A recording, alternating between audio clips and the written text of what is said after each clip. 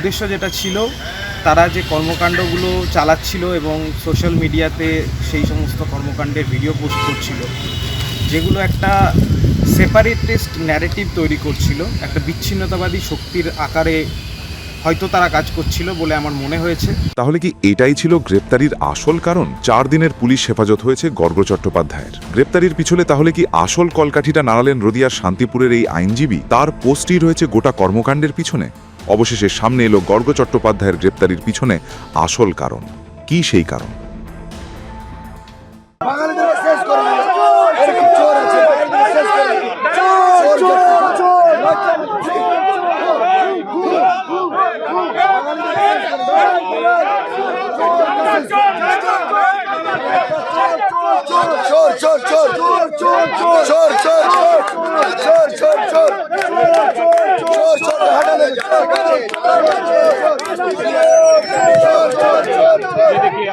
এই পোস্টের প্রথম প্যারায় সম্রাট প্রামাণিক লিখছেন, তিনি ভারত সরকার এবং সংশ্লিষ্ট তদন্তকারী সংস্থাগুলির কাছে অনুরোধ করছেন বাংলা পক্ষ এবং এর নেতা গর্গ চট্টোপাধ্যায়ের সঙ্গে যুক্ত সরকারি পেজগুলির কার্যকলাপ এবং বাংলা নির্বাচনের ফল ঘোষণার পর সেগুলির হঠাৎ উধাও হয়ে যাওয়া বা নিষ্ক্রিয় হয়ে যাওয়ার বিষয়টি তদন্ত করে দেখার জন্য।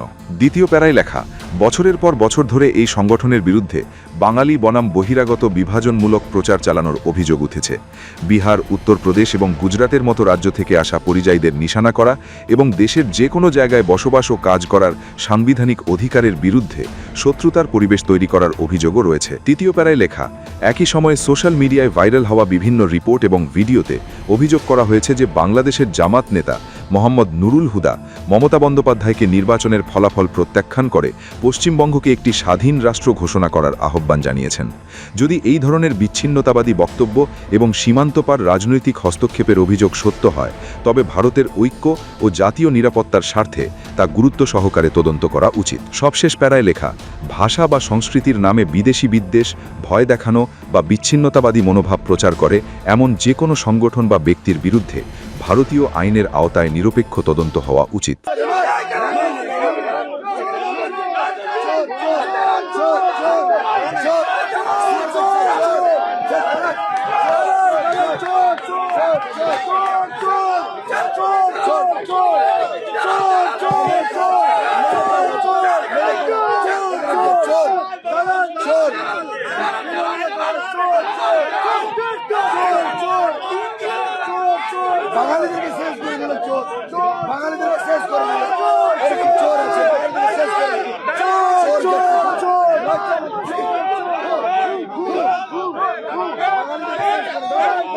এই পোস্টের 4 দিনের মাথাতেই গ্রেপ্তার বাংলা পক্ষের প্রতিষ্ঠাতা গর্গ চট্টোপাধ্যায়। তাহলে কি তার পোস্টেই নড়ে চড়ে বসে এই গ্রেপ্তারি? কি বললেন নদিয়ার শান্তিপুরের বাসিন্দা তথা রানাঘাট আদালতের বিশিষ্ট আইনজীবী সম্রাট প্রামাণিক?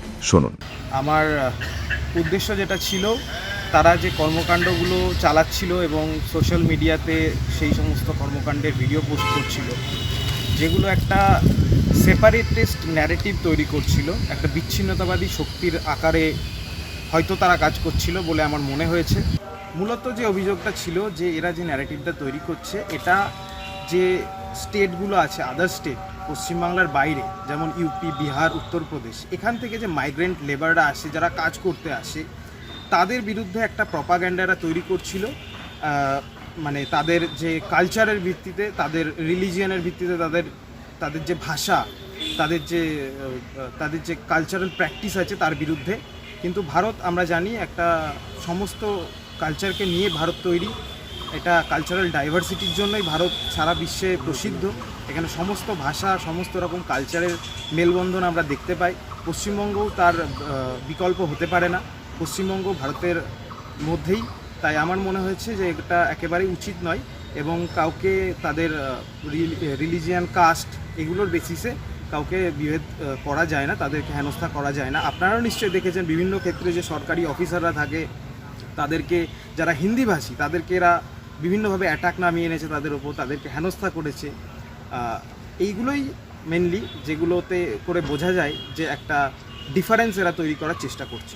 ভারতের বিভিন্ন প্রদেশে বাংলা ভাষায় কথা বললে বাঙালিদের বাংলাদেশি তকমা দিয়ে হেনস্থা ও শারীরিক নির্যাতনের ঘটনা নতুন কিছু নয়। উদ্বেগের বিষয় হলো এই সাম্প্রদায়িক ও ভাষাগত বিদ্বেষের ঢেউ এখন খোদ কলকাতাতেও আছড়ে পড়েছে। হিন্দির বহুল ব্যবহার, হিন্দিভাষী রাজ্য থেকে বিভিন্ন কারণে বাংলায় আসা মানুষের একাংশ হিংস্র ও রূঢ় আচরণ, অমার্জিত ভাষা ব্যবহার করছে। ভূমিপুত্র বাঙালিরাই বাদ পড়ছেন হিন্দিভাষীদের নিয়োগের অগ্রাধিকারের মাঝে, ফলে নিজ ভূখণ্ডেই অপমানিত হতে হচ্ছে বাঙালিদের। এই প্রতিকূল পরিস্থিতির বিরুদ্ধে লড়াই করে আলোচনায় আসা বাংলা পক্ষের প্রধান গর্গ চট্টোপাধ্যায় গ্রেপ্তার। তার গ্রেপ্তারিতে বাড়ছে রাজনৈতিক তরজা। বাংলা ভাষা ও বাঙালির অধিকার নিয়ে বারবার সরব হতে দেখা গিয়েছে গর্গ চট্টোপাধ্যায়কে। হিন্দি আগ্রাসন থেকে শুরু করে বাংলা ভাষাকে বাধ্যতামূলক করার দাবিতে একাধিক আন্দোলনের মুখও হয়েছেন তিনি। তাই তার গ্রেপ্তারির পর থেকেই উঠছে নানা প্রশ্ন। একাংশের দাবি, মত প্রকাশের স্বাধীনতা ও ভাষাগত অধিকারের পক্ষে আওয়াজ তোলার কারণেই নিশানা করা হয়েছে তাকে। গর্গ চট্টোপাধ্যায়ের গ্রেপ্তারি এখন শুধুই আইনি ইস্যু নয়,